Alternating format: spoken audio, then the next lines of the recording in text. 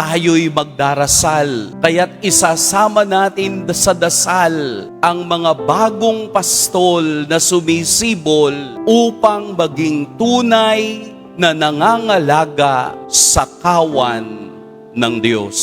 Sabi nga po ni Pope Francis, ang pastol daw ay kailangang kasing amoy ng tupa. Ang pastol ay dapat kasing amoy ng tupa. Hindi siya hiwalay sa buhay ng mga tupa, bagkus nangunguna at dinadala sa tama at sa katotohanan ng bawat piyesa ng ating buhay. Sana po bilang isang simbahang naghahanap ng tinig, tayo'y manalangin para sa mga pastol ng simbahan upang marinig nating palagi ang katotohanan ng ating buhay sa pamamagitan ng gabay, ng tinig, ng awa at pag-ibig ng ating mabuting pastol, ang Poong Jesus Nazareno. Amen. Pagpalain tayo ng Poong May Kapal.